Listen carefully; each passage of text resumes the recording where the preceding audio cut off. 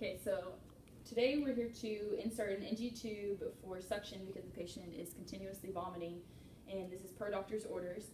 So I'm going to gather all my material and go into the patient's room, wash my hands. I'm going to state that my name is Jessica. I'm here to insert an NG tube to suction out all the stuff in your stomach to make sure to decrease the vomiting, and check, ask name, date of birth, check against armband, good, and assess for any allergies. Allergic to anything? No? Good. So then I'm going to make sure that the patient is in high Fowler's, and I'm going to ask the patient to lean his head back and check the nares, make sure that there's no deviated septum, check the oral cavity, make sure they haven't had any nasal surgeries, and I'm going to pick a nair this way. There's no bleeding or anything. The buccal mucosa is pink, so I'm going to have the patient occlude one nair and sniff, and occlude the other nair and have the patient sniff. And I'm going to choose the left nair to insert the tube. So then I'm going to measure my tube. I'm going to start at the tip of the nose to the earlobe, from the earlobe to the xiphoid process. And then I'm going to, should have already had a piece of tape ready. Get a piece of tape and mark it.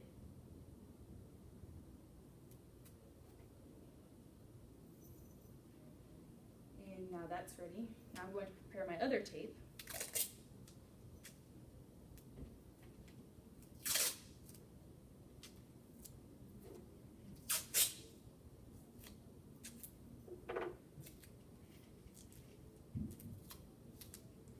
Alright, and then I'm going to place my towel on my patient. I'm going to apply gloves, and then I'm going to give him an emesis basin in case he needs to throw up. And I'm going to take my lubrication and lubricate the tube up to 4 inches, get it nice and lubricated. And then I'm going to tell the patient that the procedure is about to start and I'm about to place the NG tube. I'm going to have the patient lean his head, I guess, back a little bit. I'm going to insert the tube and insert it a few inches, and then I'm going to stop and check, see if there is any coiling, have the patient open his mouth. Good. And now I'm going to lean the patient's head forward, to chin to his chest, and keep going with the tube. That won't go any further, but I would keep going until it gets to the point that I marked. And then I would, if the patient started to cough or gag, I would stop and let him rest, give him a drink of water if he needed to. If he needed to help push the tube down, I'd give him a drink of water. But he did good. So now I'm going to, what am I going to do? I'm going to check again to make sure that the tubing is not coiled. In the back of his throat, everything looks good. I actually should have anchored it when I was done with it. So I'm going to anchor it temporarily to his cheek and make sure that he can talk, make sure the tubing wasn't coiled, and then I'm going to check. I'm going to actually aspirate to see if I get return, to check to make sure the tube's in the right place. So I'm going to aspirate, and I got return. So I'm going to listen as I return it, to make sure I hear a swishing noise. And I heard the swishing noise. So now I'm going to not do that. I will disconnect. If the hospital required it by policy, I would have checked the pH of the stomach contents. And now I'm going to connect it. Actually, not yet. Set it right here. I'm going to anchor it to the patient.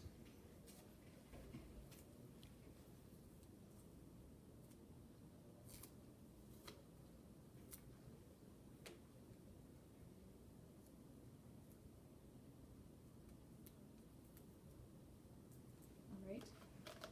And then I'm going to safety pin it to his gown.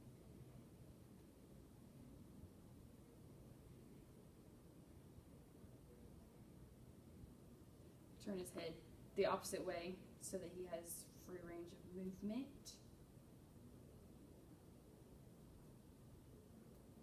And then I would connect it to suction. And once it's connected to suction, make sure everything was going smoothly. And then I would document everything that I did, the type and the amount of irrigation, the difference in the body, or the time, date, the NG tube length, the size of it, the type of the tube, the color and consistency of drainage, the client response, and any instructions I gave, and then any of the drainage that I recorded would be in the input and output. I would come back and I would do oral care every 2 hours, and I would clean up everything. So I would make sure he had his personal belongings, his call bell, and make sure he stays at least in a 30-degree angle. And then I would leave, wash my hands, or take my gloves off, wash my hands, and leave. And to come back and check to make sure everything's still in the right place, I would irrigate the tube.